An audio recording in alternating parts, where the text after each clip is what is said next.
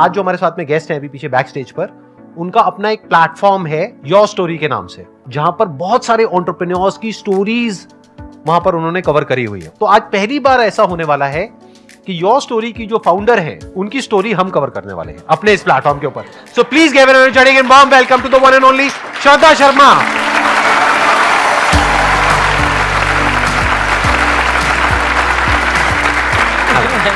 Please आइए।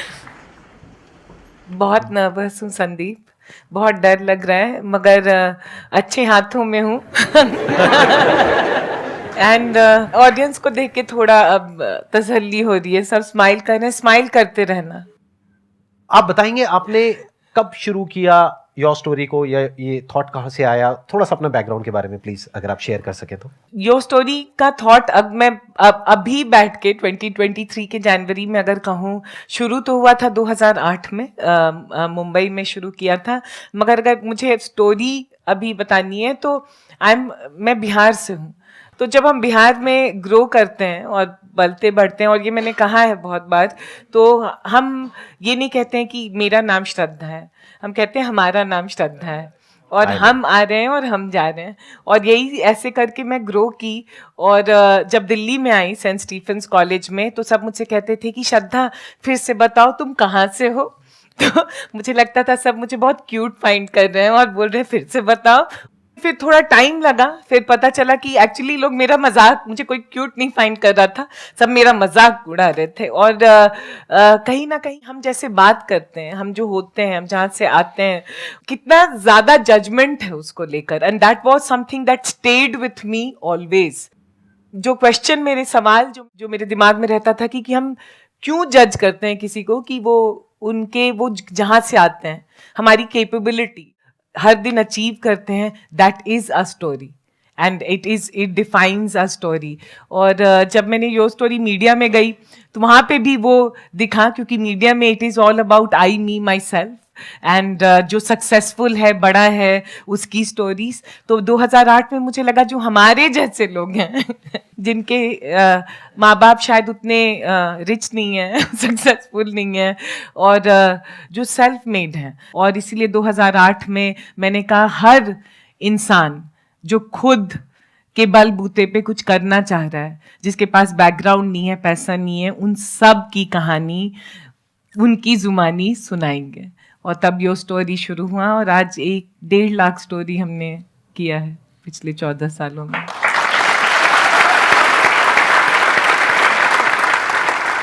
तो अगर 2008 की बात करी जाए, जब आपने शुरू किया योर स्टोरी को, क्या आपने मीडिया में कुछ जॉब किया था या क्या किया था? मैं टाइम्स ऑफ इंडिया में थी as a journalist, very short as a journalist, but brand, फिर स्ट्रैटेजी, और फिर जो लकीली मुझे अपॉर्चुनिटी मिला जो ओनर्स हैं टाइम्स ऑफ इंडिया, उनके साथ काम करने का, बहुत ही कम उम्र में। फिर मैं CNBC में गई काफ़ी सीनियर रोल में, और मैंने देखा, समझा कि क्या हो रहा है और क्या नहीं। और फिर वहाँ से मैंने सोचा कि एक अपनी नई दुनिया होनी चाहिए, जहाँ पे मेरे जैसे लोगों को सबको आवाज़ देनी होगी और सबकी स्टोरी सुनानी होगी, बिना पैसा और ये के।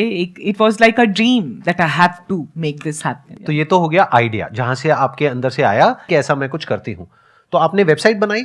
हाँ। You were not from the tech background, तो आपने कैसे बनाई वेबसाइट? संदीप, दुखते रग पे मत कहो। अच्छा, नहीं, करो, सब कहते हैं टेक तो इंजीनियर नहीं है। हाँ, what are you, what tech startup? No. So मुझे लगता है जब बहुत ज्यादा मैडनेस होता है किसी चीज के लिए तो लोग आ जाते हैं। उस समय मैं मुंबई में थी, और मुझे याद है 2 लड़कों ने, IIT मुंबई के स्टूडेंट्स ने मुझे हेल्प किया था वेबसाइट बनाने में। उनके साथ कॉलेज में बैठी थी, उन्हें भी, and you know, and that's why I think that young people make things happen.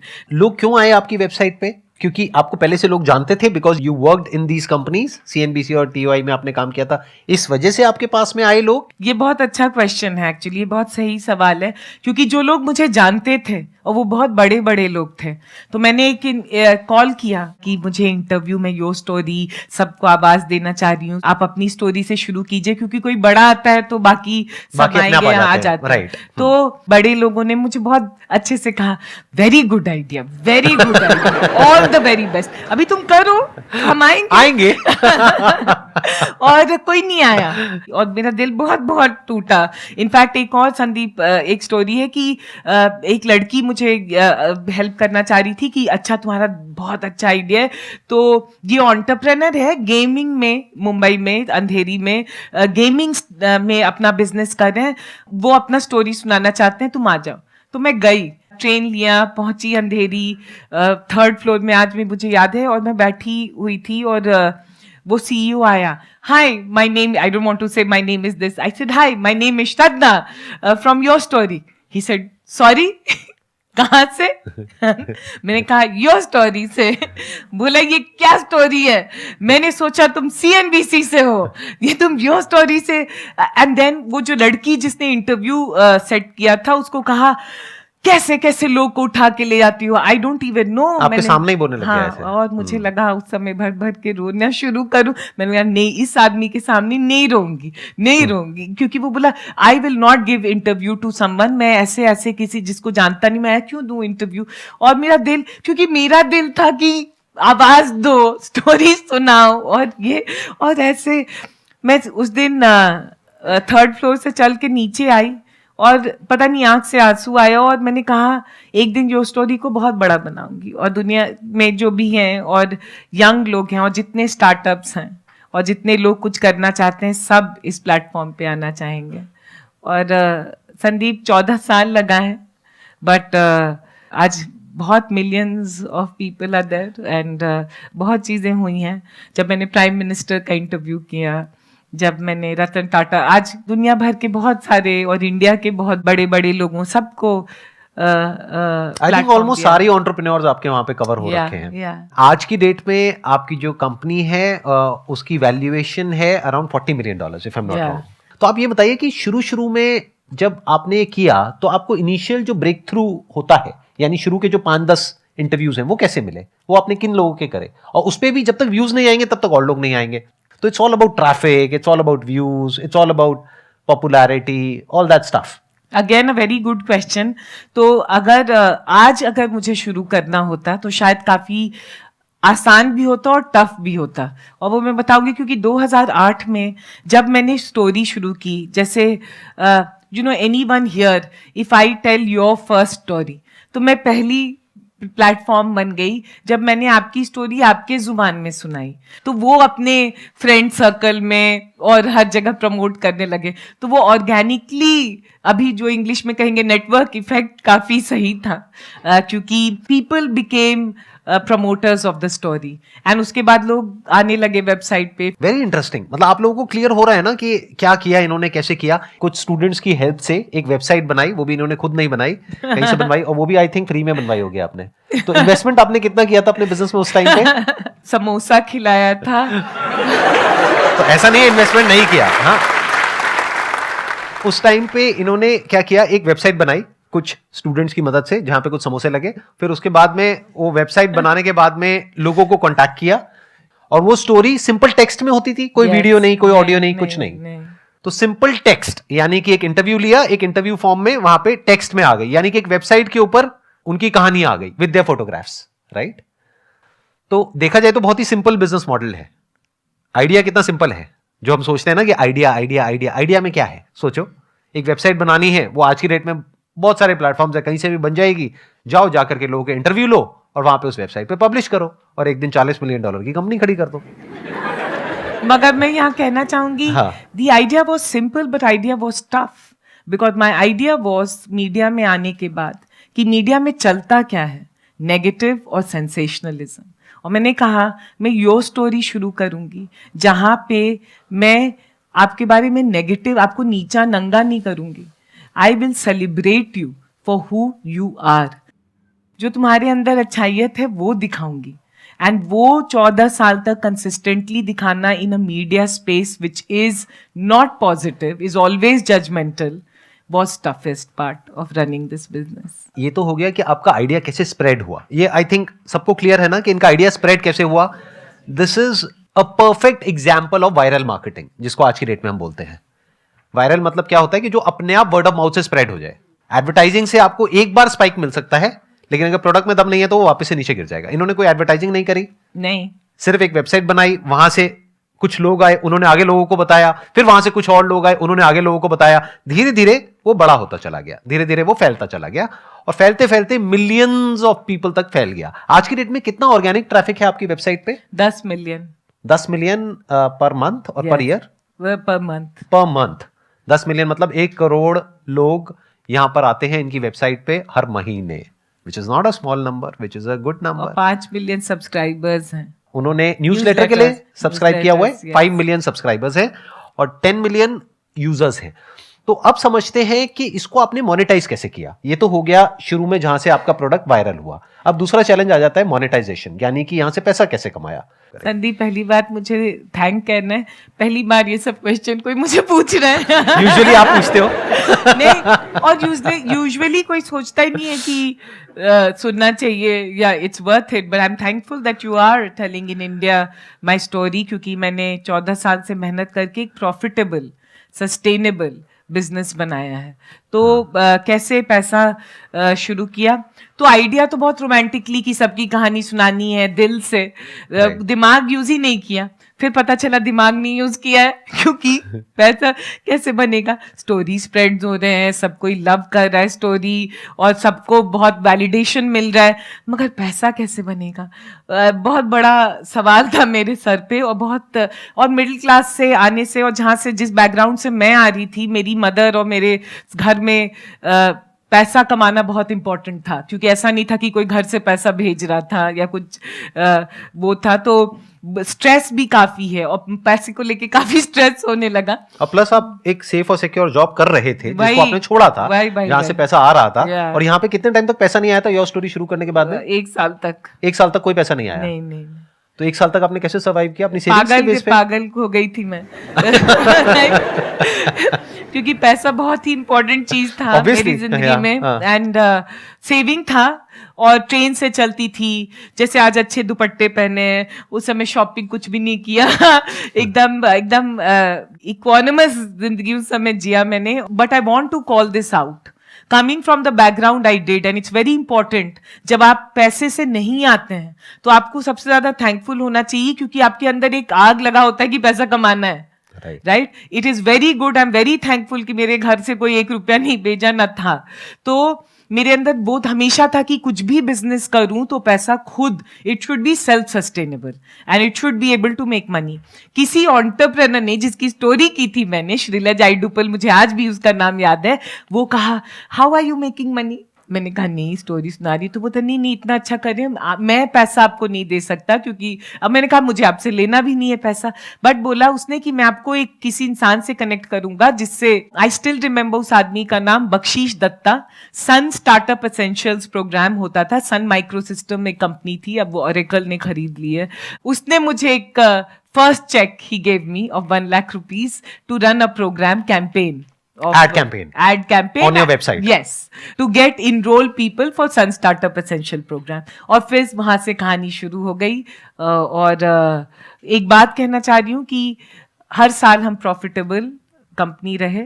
Fund raise किया मैंने 2015 के एंड में, तो 15 से 17 तक हम नहीं प्रॉफिटेबल थे, क्योंकि काफी एक्सपैंड किया, but we were profitable even in pandemic.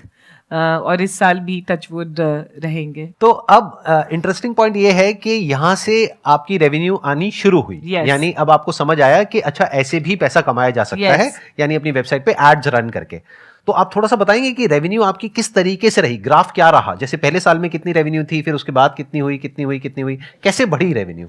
जहां पे मैं सोचती हूँ कि मैंने डिसरप्ट किया मॉडल, कि एड से पैसे नहीं कमाए, क्योंकि एड जो होता है वो अगर देखिए तो उसके लिए 100 मिलियन 1 बिलियन व्यूज और ये सब उससे स्केल का पैसा बनता है। तो मैंने देखा, मैंने B2B मीडिया बनाने, बैकएंड मॉडल B2C था स्टोरीज, बट बैकएंड में मैंने कहा B2B, जिन सारे जो स्टोरीज कर रहे हैं उसमें काफी डेटा और इंटेलिजेंस मिल रहा था। एक कोट है, ब्रेने ब्राउन कहती है, stories are data with souls. So there was a very strong data and intelligence that started getting built on the background. और फिर हम उसको लेके जैसे B2B journals and trade bodies do, हमने काफ़ी मीटअप्स किए तो उससे पैसा बना. सेकंड, हमने एक प्रॉपर्टी 2010 में शुरू किया है, अभी 13-14 साल हो गया है, टेक्स पार्क्स करके. वो काफ़ी बड़ा स्टार्टअप में सबसे बड़ा इवेंट होता है, दुनिया भर से लोग आते हैं उसको अटेंड, तो वो एक बहुत बड़ा आईपी बना. थर्ड, हम रिसर्च रिपोर्ट्स काफ़ी निकालते हैं और ये सब करते हैं. चौथा, मैंने कहा न्यूज़लेटर सब्सक्राइबर्स, क्योंकि ये टॉप एंटरप्रेन्योर सीईओज ये सब तो हैं. मेलर्स भेजने के आप हाँ, पैसे लेते होंगे, ये राइट? वो भी हाँ, है. वो होता होगा. अभी वीडियो कैंपेन्स काफ़ी करते हैं तो उसके लिए आते हैं अगेन कॉर्पोरेट्स. प्रॉपर्टीज बनाए जैसे मनी मैटर्स, ये सब करके सीरीज हम चलाते हैं. तो अब ये सब बहुत सारे once you have the trust, goodwill, brand, data and insight, तो पैसा बन जाता है. Excellent ji.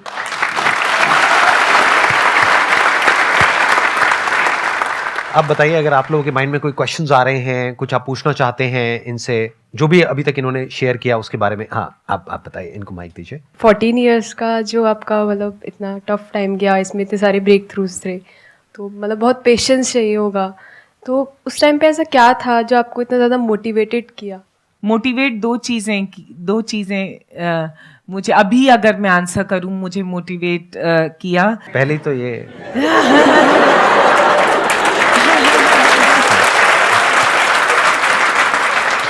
No, but I have to call Sandeep, and of course all of you know that to me he's an incredible story in itself, and we are also very, very proud. And I also think the consistency and the generosity with which he has conducted himself, and that's very obvious, and that's why I think he has that kind of love which he gets. Thank you so much, but I was just kidding. No, मजाक कर रहा no, था. but it's also why are we hesitant to not acknowledge good things in our country when we see, and he's one of the good things about our country.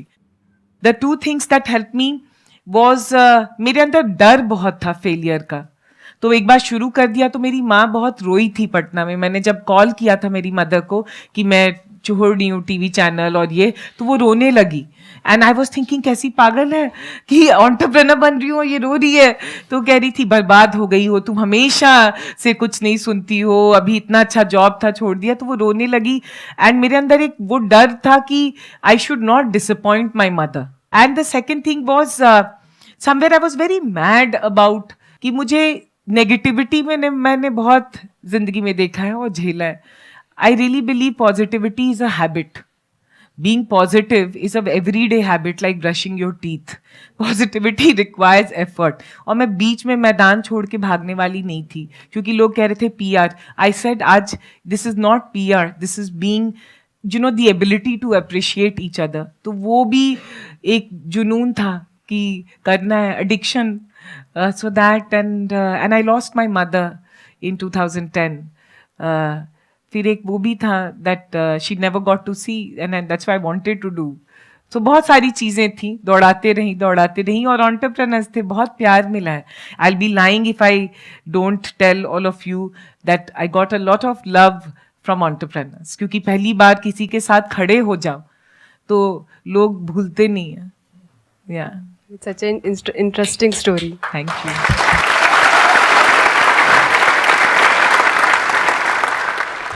Story telling एक art है, अपनी बात दूसरे के सामने रखना, वो कैसे इम्प्रूव करे मैम, और स्टेज स्पीकिंग कैसे इम्प्रूव करे?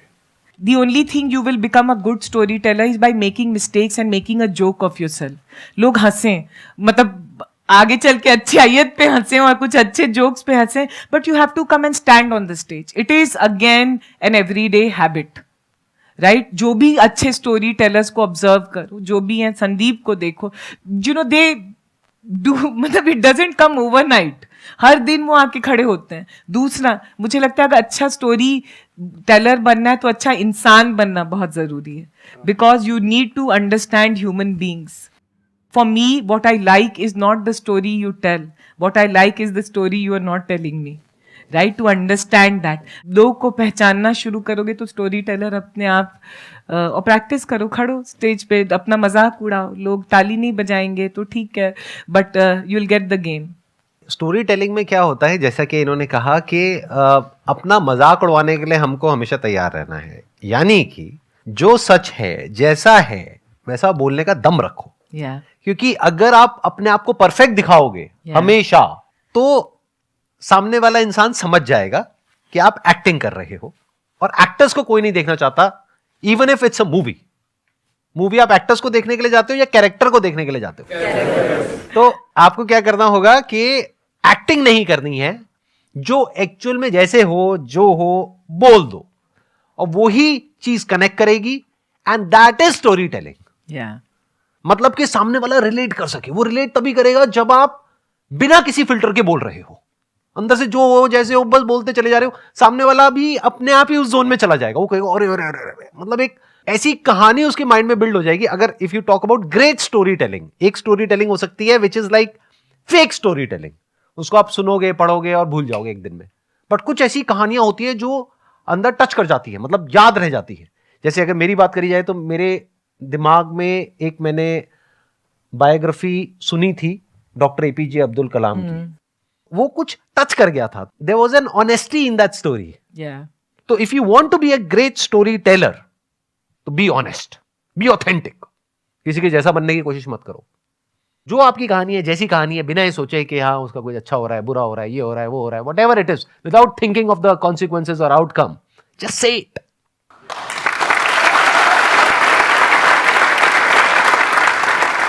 Thank you so much Shraddha ji यहाँ पर आने के लिए, and it was pleasure meeting you, pleasure talking to you, और मेरा एक्सपीरियंस बहुत अच्छा लगा। आई एम श्योर आप लोगों को भी बहुत कुछ सीखने को मिला होगा इनके एक्सपीरियंस से। Let's give big round of applause for her.